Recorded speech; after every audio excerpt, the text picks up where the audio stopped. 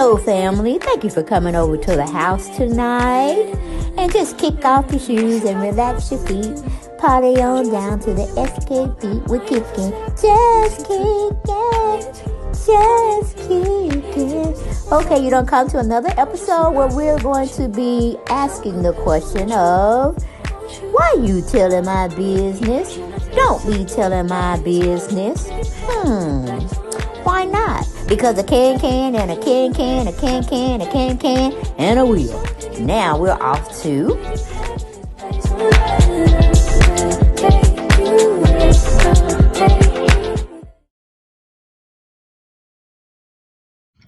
Hello everyone, and welcome back to the channel. Yes, welcome back.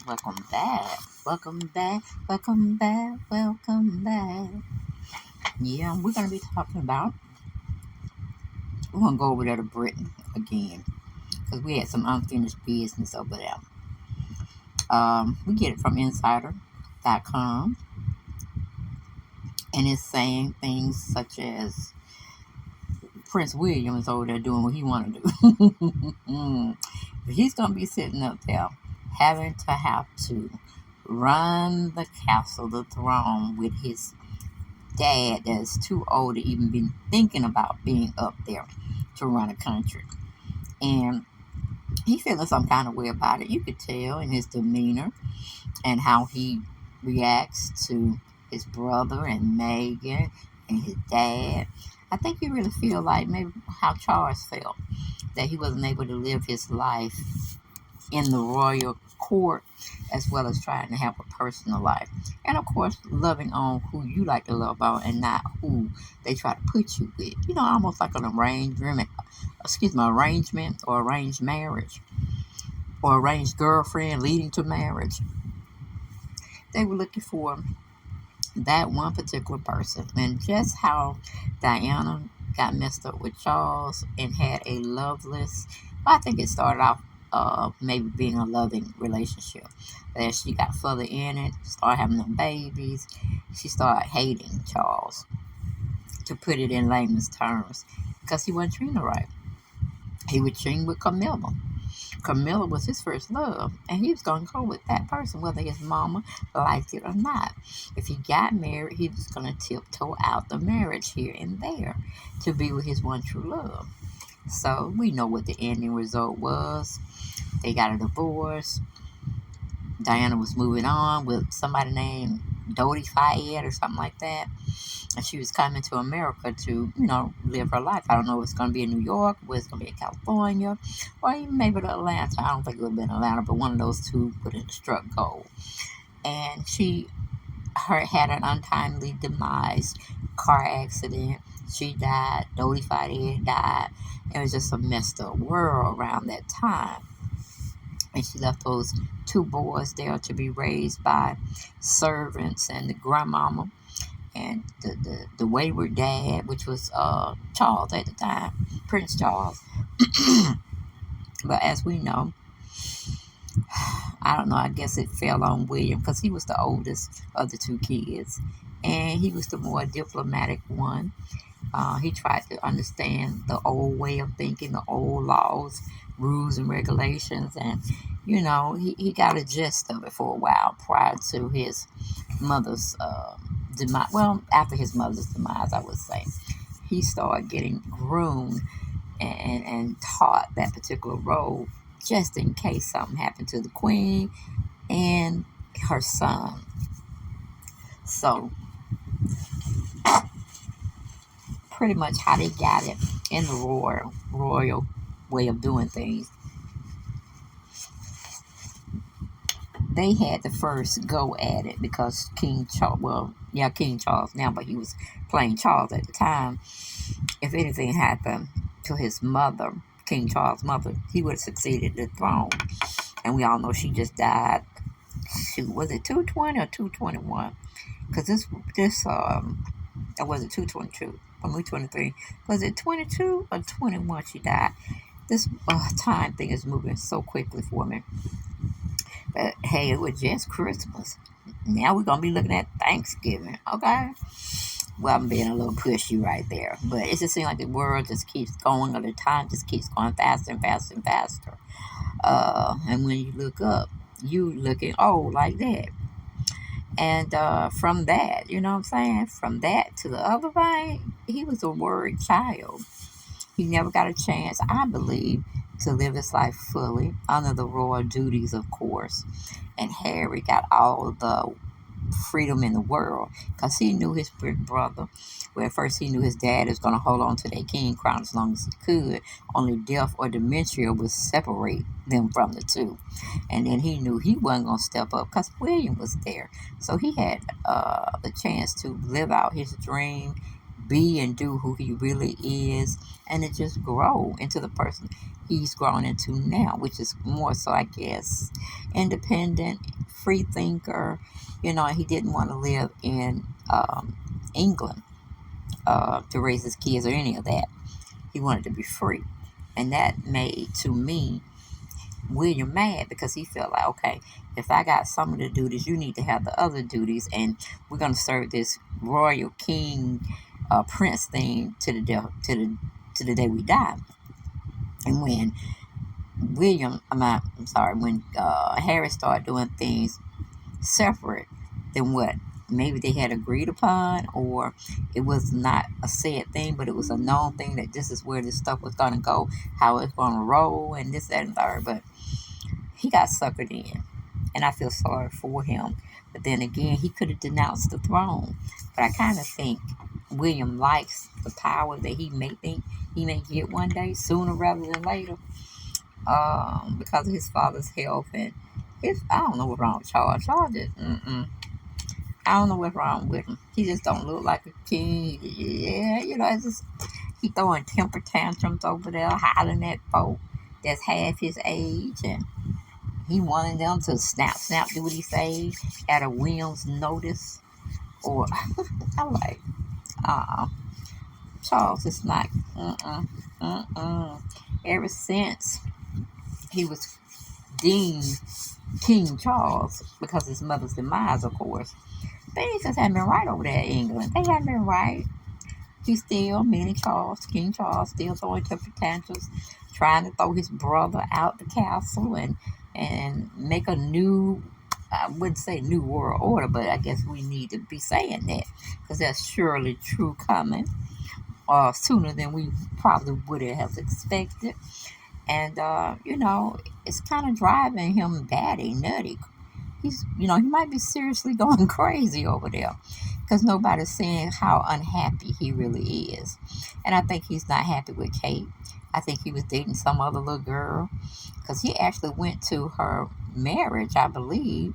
He didn't try to upstage her wedding by him being present, but we know Kate didn't go with him. So you never know, you just never know how life is going to throw you different scenarios and how you're going to keep up with blocking them so they don't hit you. You know what I'm saying? You fall, straight dead on the floor. But there are 5 golden rules and protocol that William and William alone have to, take part in and be a part of that.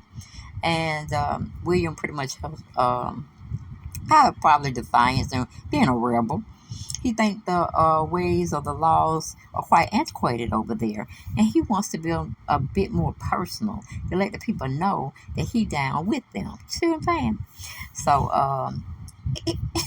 he don't sit over there and broke several rules because I'm reading an article on the Insider.com, and it's written by Michaela Frill, something like that, and she's titled it "The 5 Royal Rules and Protocol That Prince William Has Broken Through the Years." Okay.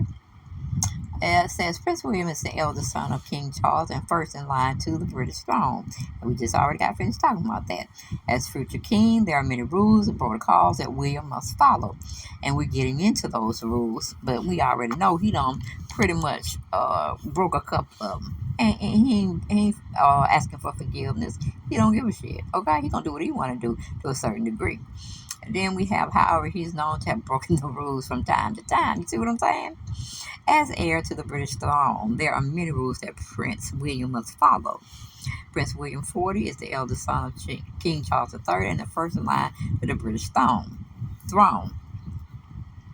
There are many rules and royal protocols which he is expected to follow, especially because he holds a senior title. That being said, there have been a handful of occasions where William has broken the rules, from growing a beard in 2008 to taking a selfie with a member of the public in 2022. Back in 2008, William grew a beard and he was handsome. I didn't think about that when I was choosing my pictures, but he looked very nice. He kind of looked like a professor with the little beard he was growing. Then it was a picture when he was 26-year-old I'm referring to.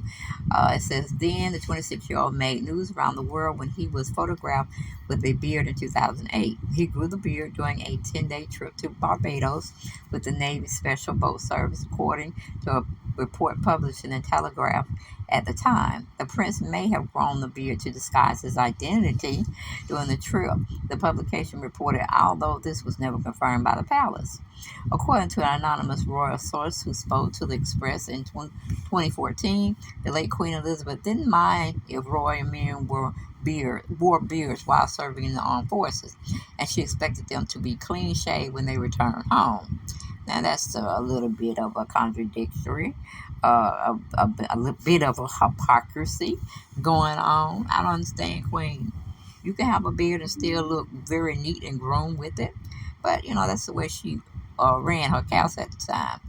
Then we go back to the article. It says Prince Harry appeared to confirm this rumor in a memoir, Spare, published on January 10th, in which he writes that William was jealous that he was allowed to keep his beard for his royal wedding to Meghan Markle in 2018. Writing this, I remember that William had a beard himself and that Granny and other people were the ones who told him to shave it off, Harry said during the interview with Tom Bradby for ITV on January 8th. Difference for me was, as I explained to my grandmother, this beard that I'm still wearing felt to me at the time like the new Harry, as almost like a shield to my anxiety, he said. So Prince Harry does address that he does have anxiety, but then again, who don't in the world that we live in, okay? One time he traveled, meaning William, on the same plane with his son, Prince George, in 2014. In his book, Harry wrote that William and King Charles weren't allowed to fly on the same plane together while he was growing up because two heirs shouldn't travel together in case there isn't an accident. William first broke this rule in 2014 when he flew with Kate Middleton and his eldest son and second in line, Prince George, to Australia for a royal tour of Australia and New Zealand. He regularly travels with George, which is age 9, and his other two children, Princess Charlotte, age 7, and Prince Louis, 4, to public and private engagements. According to Hello Magazine, the rule hasn't been strictly followed by William because the monarch can override it until George turns 12, after which there will be no exceptions to this rule. Okay, but giving William the authority and he becomes king, he gonna do whatever he want to do. Forget what that queen had said or what King Charles may be telling him. Okay, then we have as the British had a constitutional monarch, members of the royal family are supposed to remain political neutral, and it's thought to be against protocol for royals to openly discuss politics in public. But again, William was doing so. William appeared to break protocol in June 29 when he openly discussed Burrex with farmers in the Lake District in England. According to ITV royal editor Chris Shipp, William asked the farmers, "Is Burrex a big concern?" To which one farmer replied, "I was very surprised that farmers voted for Burrex. To be honest, it was like turkeys voting for Christmas." Okay. Victoria Arbit, a royal commentator, previously told Insider that it's considered against royal protocol to touch the royal family when you first meet them. What you will absolutely not do is lunge and give a big hug to the queen or try to kiss them and put your hands around them. That's a big no-no. arbitrator said, really comes down to don't touch a royal. I'm sure there's a lot of security reasons associated with it, but it's just not befitting of their position, she added.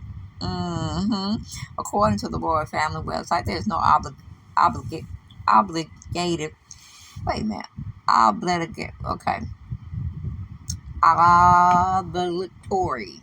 obligatory, yeah, we're gonna oblige in a minute.